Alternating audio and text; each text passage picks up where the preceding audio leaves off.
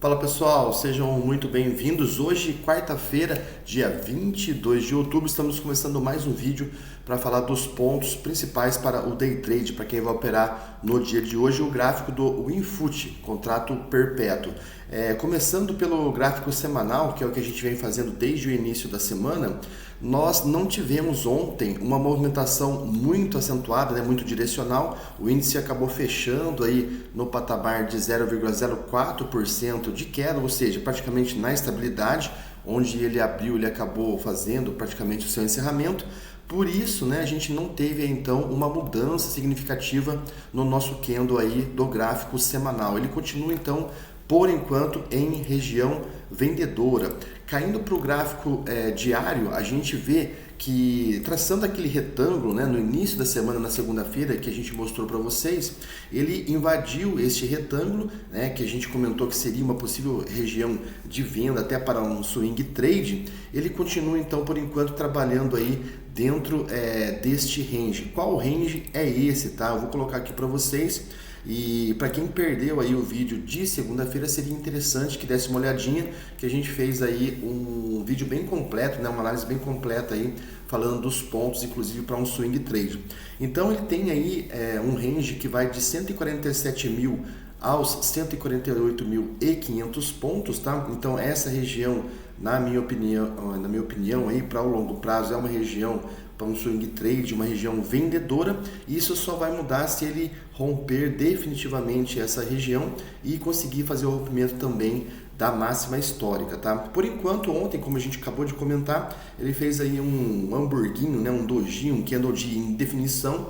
Então ele fez uma lateralidade, né? Buscou liquidez para baixo, para cima, enfim, e acabou fechando praticamente no mesmo ponto que abriu. Então, para hoje, o que a gente acaba tendo, né? A gente acaba tendo basicamente os mesmos pontos que a gente tinha ontem. Eu vou dar uma limpadinha porque o valor, né? O ponto exatamente, ele muda, né? Mas a estratégia é a mesma. Se a gente olhar a formação gráfica que ele vem desenhando para a gente, é como se fosse uma formação de triângulo, tá? Porém, uma formação de triângulo onde os topos são mais baixos e o chão é o mesmo. Então, esse tipo de figura, ele costuma fazer um movimento de rompimento para baixo, tá? Para onde o chão é mantido. Então, essa seria a maior probabilidade pro dia de hoje. A gente vai ter que aguardar aí a movimentação para entender se é isso mesmo que vai acontecer e se a gente vai trabalhar na ponta comprada, né? Ou se a gente vai tentar ficar buscando operações mais curtas na ponta compradora. Visto que o teto ficou mais baixo, então seria interessante que ele já fizesse esse rompimento. Eu vou deixar traçado esse triângulo aqui, até que para que fique mais fácil para a gente depois identificar dentro das operações, tá? Então nós temos o teto, como eu falei para vocês, e o chão seria basicamente essa linha roxa, que era uma resistência no gráfico diário e agora passou a ser aí um suporte, tá? De qualquer forma, eu vou deixar ele traçado aqui também na cor vermelha para que a gente consiga identificar isso depois durante a movimentação do pregão a partir das 9 horas da manhã. Então nós temos este triângulo. A gente sabe que o rompimento desse triângulo ele tende a reproduzir aí o início da acumulação. Deixa eu colocar aqui também de verde esse daqui. Então, se porventura ele vier a romper hoje para cima, por exemplo, a gente buscaria um alvo, né, lá na região dos 149 mil bola. E se ele vier a romper, fazer o rompimento para baixo, que graficamente falando é a maior probabilidade de acontecer, eu vou pintar isso daqui inclusive de vermelho, a gente vai ter então o seguinte valor, tá? Ele faria uma correção até o patamar dos 144.900 pontos, ou seja, ele retornaria lá para os 145 mil. A gente tem também como traçar os alvos mais curtos, né? Dentro do 15 minutos, visto que ele vem tentando fazer aí uma movimentação de pivô de alta, foi o que ele deixou pra gente na movimentação de ontem no final do dia, tá? O que a gente vai projetar aqui para abertura? Esse possível pivôzinho, né? Tá bem rabiscado o gráfico, a gente tem pavio para cima, pavio para baixo, mas a gente vai deixar alguns pontos traçados aqui até para que a gente consiga se programar na abertura do mercado de futuros, tá? Então esse vai ser o nosso primeiro cenário. Eu vou deixar projetado aqui já esses alvos, eu vou falar para vocês quais são eles, tá? Então a gente vai projetar esse possível pivôzinho. Vamos lá. Esses aqui então seriam os alvos aí para abertura de mercado, tá? 147 mil com 500 pontos, 605, 834, depois a gente romperia, né, essa região aqui DIFR sobrecomprado e iríamos buscar aqui mais 2 pontos em 148.200 e 148 mil com 500 pontos, tá? Isso pensando aí numa continuidade da alta, ou seja, anteontem, segunda-feira, ele subiu, terça-feira ele lateralizou, acumulou, né, fez aí uma acumulação, uma indecisão, e hoje então ele continuaria o movimento altista, tá? Então esse seria um primeiro cenário. Caso ele faça um cenário de queda, de correção, inclusive nós temos um gap para ser fechado, né, nesta regiãozinha aqui, ó, tá? Que seria o gap da rolagem de contrato. Eu vou deixar inclusive traçado aqui uma linha, né, para que a gente tenha como base esse patamar de preço para a hora que ele chegue ali, né, a gente poder se programar, tá?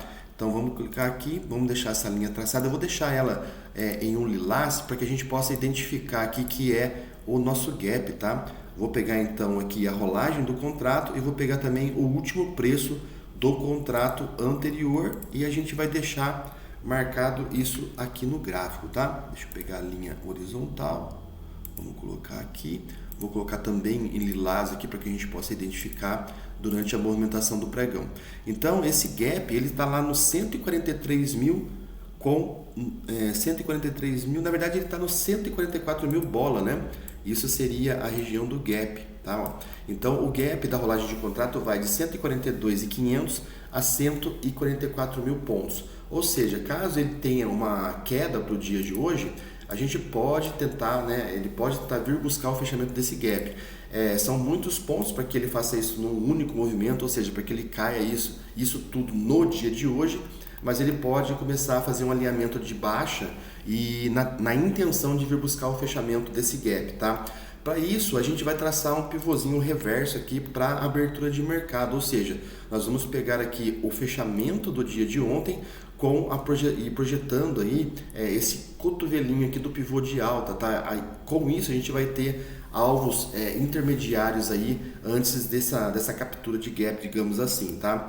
Então pegamos aqui o fechamento de ontem com esse cotovelinho aqui do pivô e aí nós temos os alvos, tá? Eu vou falar todos eles para vocês aqui dentro dessa movimentação, principalmente da primeira 1 hora ou das primeiras 2 horas de hoje, tá?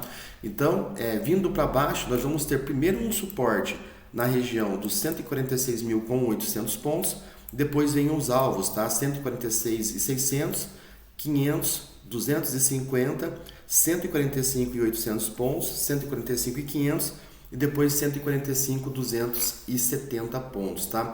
Então, esses são os pontos principais que a gente vai trabalhar pro dia de hoje, como eu falei, ele fazendo um alinhamento para cima, rompendo aí esse triângulo que ele vem desenhando, a gente vai tentar buscar este alvo final na região dos 149 mil, ele fazendo um alinhamento para baixo, perdendo esse suporte, que na minha opinião é o mais provável de acontecer, graficamente falando, ele deve vir buscar a região dos 145 mil pontos, ou seja, ele cairia basicamente 1.500 pontos, tá joia?